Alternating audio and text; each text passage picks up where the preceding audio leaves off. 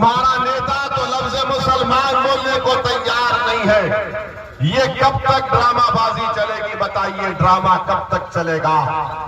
मुसलमान इनको कब याद आता है? चुनाव आ गया, ए भाई हमको वोट दे दो, उसके बाद उसको पलट कर मत पूछो। चुनाव खत्म हो गया, हम खत्म हो गए। चुनाव आया तो देखो जुल्म हो रहा है, आपको दबाया जा रहा है। अरे जब जुल्म हो रहा है, जब दबाया जा रहा है, तो उसका रोकथाम कैसा होगा? उसका सद्देबाब क्या होगा? उसका सद्देबाब यह है कि तुमको लीडर बनना पड़ेगा, तुमको कायद बनना पड़ेगा। मुकद्दर के फैसले तुम तय करोगे कि पटना में जालिम बैठकर तुम्हारे नौजवानों, तुम्हारे मुस्तकबिल का फैसला नहीं करेगा। हम सिर्फ यही उम्मीद पर बैठे थे 50-60 साल से, अरे नहीं अच्छे लोग हैं, ये हमारा साथ देंगे, ये हमारी मदद करेंगे। अरे बताओ हमारा क्या फायदा हुआ? हमने रिपोर्ट बनवाई बिहार के मुसलमानों के बारे में, 5 साल पहले हमने उसको रिलीज करवाया। उस रिपोर्ट को पढ़ने के बाद अगर तुम्हारे दिलों में सच्चाई है, जो हम पर उंगली उठाते हैं, हम पर तनकीद करते हैं, बताओ रिपोर्ट पढ़ो, तुमको आईना दिखेगा, तुम्हारी गलतियां नजर आएंगी कि आज तुमने क्या हाल करके रख दिया। तो मैं आपसे अपील करने आया हूं कि हमको इस आने वाले विधानसभा में मुत्तहिदा तौर पर हमको अपने तमाम वोट का सही इस्तेमाल करना पड़ेगा। और मैंने अभी अख्तरुल ईमान साहब से बात की और उन्होंने ये बताया कि इंशाअल्लाह ताला अमित शाह को रोकेंगे। फिर उसके बाद उनके बेटे ने कहा कि पिताजी को लेटर आया होगा, मुझे नहीं। हमने कहा अख्तर भाई इनको भी लेटर लिख दीजिए। अख्तर भाई ने उनको भी खत लिख दिया, बल्कि ढोल भाजा के साथ ले जाकर घर पे दिया तेजस्वी को, ताकि तुम सुन लो अपने कान से कि हम ये खत दे रहे हैं। अख्तर भाई ने क्या लिखा खत में कि हमको 6 सीट दो। आप जानते हमारे 5 विधायक को आपने कामयाब किया था अल्लाह के फजलो करम से। हमने कहा 6 सीट दे दो।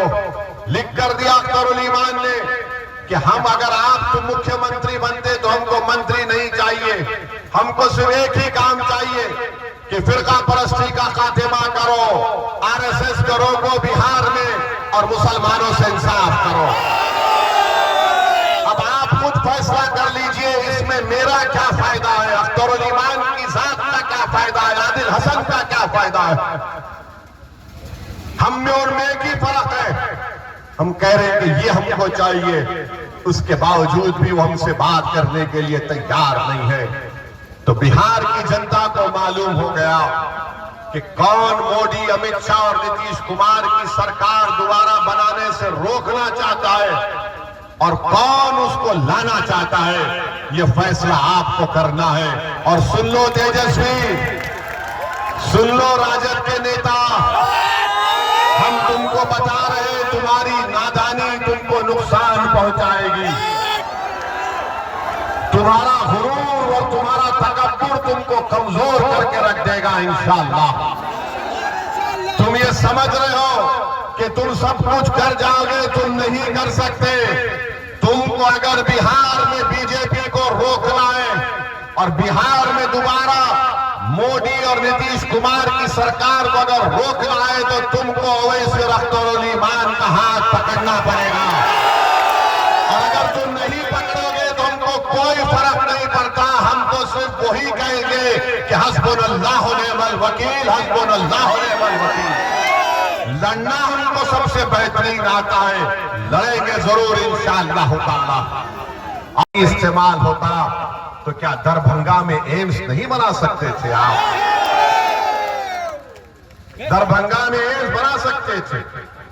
अगर महिलाओं से इतनी मोहब्बत थी तो आप अस्पताल बना देते। महिलाओं से इतनी मोहब्बत थी तो बच्चियों के लिए कॉलेज बना देते। आगे आप कुछ नहीं कर रहे और सिर्फ ऐलान कर रहे हैं। महाराष्ट्र में भी यही ड्रामा हुआ था। इसी तरह महाराष्ट्र चुनाव से पहले महिलाओं के अकाउंट में पैसे आए। अब फोन कर कर पूछ लो महाराष्ट्र में कई नाम कम कर दिए गए, बास को पैसे भी नहीं आ रहे। तो मोदी जी लंबा लंबा छोड़ते, आपको मालूम ना, लंबा लंबा छोड़ते हैं। अब मोदी जी ने कह दिया कि भारत की जंग आजादी में आरएसएस ने बड़ा योगदान दिया। भाइयों बहनों, आप बताइए वो आरएसएस जो भारत की आजादी में उनका एक आदमी नहीं मरा, एक भी नहीं मरा। अगर कोई मरा अपनी जान दिया तो मोदी नाम बताओ। अगर एक आदमी तुम्हारा मरा तो नाम बताओ। मैं तुमको बिहार में जिन हमारे बुजुर्गों ने जंग आजादी में हिस्सा लिया, सुनो भाजपा आरएसएस कि क्या नरेंद्र मोदी ऐसा कानून बनाता जिससे वक्फ की जायदादों को हमसे छीन सकता था क्या?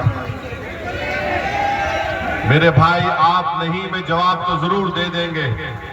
मेरे भाई, आप नहीं में जवाब जरूर दे रहे हैं, मगर बताइए क्या ये जवाब इतना काफी है कि हम नहीं बोल दें? मेरे दोस्तों, हमको और आपको अपना महासेवा करना है, एक तब्दीली को पैदा करना है। हमको अपने वोट से अपने नेता को कामयाब करना है।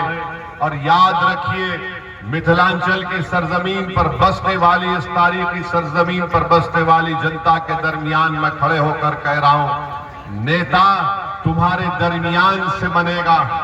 कोई नेता आसमान से नहीं आएगा, कोई जमीन के अंदर से निकलकर नहीं आएगा। एक मामूली सी आदमी को आपको अपना नेता बनाना पड़ेगा। देखो, यादवों का नेता है, हर समाज का, ठाकुरों का, ब्राह्मण भाइयों का नेता है, भूमियारों का नेता है, ईबीसी का नेता है, पसमानदा तबकात का नेता है, मांझी का नेता है, पासवान का नेता है, अरे सबका नेता है। अगर किसी का नेता नहीं है तो बिहार में 19% मुसलमानों का नेता नहीं है। ये सच्चाई है, इसको आपको कबूल करना पड़ेगा। और अगर कोई ये दिमाग में अपनी बात डालकर सोचता है, अरे भाई ये ओवैसी क्या कह रहा है, कैसा हम अपना नेता बनाएंगे? अरे जैसा उन्होंने बनाया वैसा आपको बनाना है। हम भी उन्हीं की तरह इंसान हैं, मगर हम में और उनमें फर्क ये है कि वो अपने नेता को बनाने के लिए, अपनी सियासी लीडरशिप को बनाने के लिए एक हो जाते हैं और एक होकर अपना वोट पूरा उस नेता किया है। और बिहार हो, हमारा पूरा मुल्क हो, अगर हम नजर उठाकर देखेंगे तो पिछले 75 साल से, जब से हमने इस मुल्क को आजाद करवाया, जब से हमने इस मुल्क के संविधान को कबूल किया, और आज तक 18 लोकसभा के इलेक्शन हो गए, बिहार विधानसभा के कई असेंबली के इंतखाबात हो गए।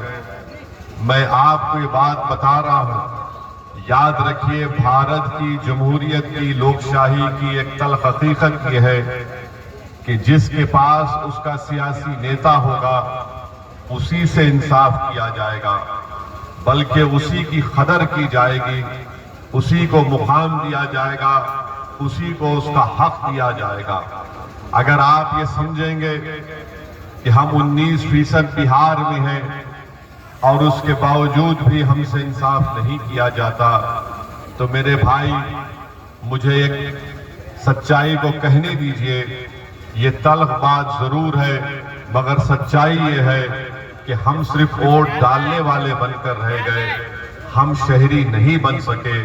हम सिर्फ चुनाव के वक्त उठकर वोट डालते हैं, उसके बाद हम अपने गांव, अपने शहर, अपना जिला, उसकी तरक्की के बारे में, उसमें स्कूल कॉलेज को लाने के लिए जो सैलाब से जमीन कट जाती है, उस एम्बैंकमेंट का काम करवाने के लिए, हमारे बच्चियों की तालीम को मुकम्मल करवाने के लिए हमारे पास कोई आवाज उठाने वाला नहीं है।